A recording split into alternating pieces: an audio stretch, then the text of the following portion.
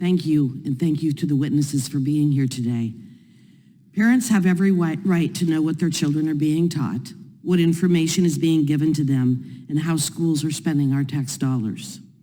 Parents have every right to engage with their local school district and to make their concerns known and to demand accountability for the education of their children.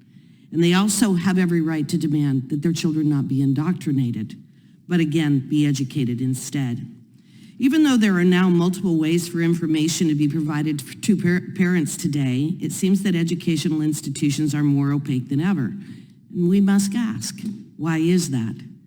Could it be that if parents actually got to see what their sons and daughters are being taught, that maybe the far left agenda of critical race theory, gender confusion, and environmental alarmism might be in danger of elimination? I think that's exactly right. Ms. Justice, in the NSBA letter that has been discussed, that called parents domestic terrorists and asking for the federal government to crack down on them, the NSBA claimed, quote, "This propaganda continues despite the fact that critical race theory is not taught in public schools and remains a complex law school and graduate school subject well beyond the scope of a K-12 class." Moms for Liberty has done a great deal of work all over the country, including in Wyoming. And have you found examples of CRT and other concerning political ideology in classrooms? Sorry, first time here. Yes, ma'am, we have. It's been really unfortunate, and Nikki could speak to this as well, the incidences of propaganda, of ideology in the classrooms. And you know, many people will say, well, CRT isn't being taught. No, it's not being taught. They're not teaching a graduate level course in schools, but what they are doing is teaching through the lens of critical race theory and critical theory in general. And it's demoralizing our children, and it's having an effect that's causing division amongst the children, and we're seeing increases of violence across the country that we're very concerned about. Well, and I think that's exactly right, so I'm going to be very blunt in my next question.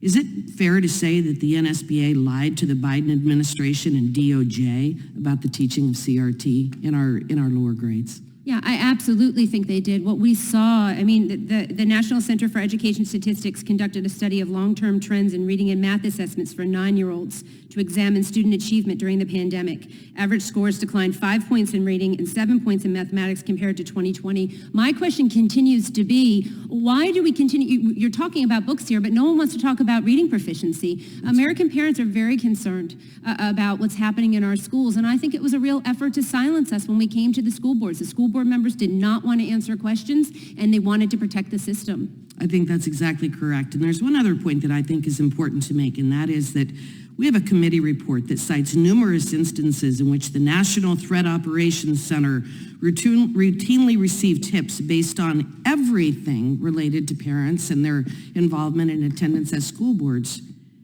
except they're engaging in unlawful action.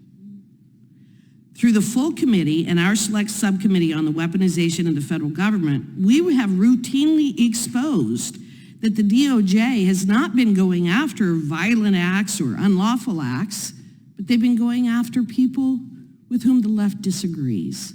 Would you agree? Yes, ma'am, I would. Okay. Ms. Johnson, I just have a real quick question for you.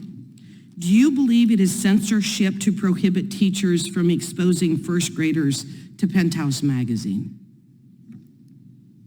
Do I believe it is I'm sorry, ma'am. Do I believe it's censorship to? Do you believe it is censorship to prohibit teachers from exposing first graders to Penthouse magazine?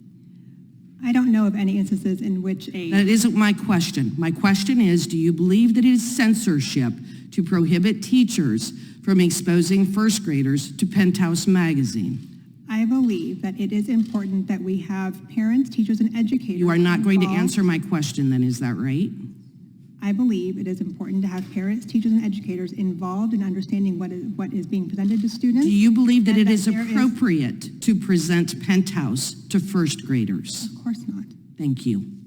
I yield back.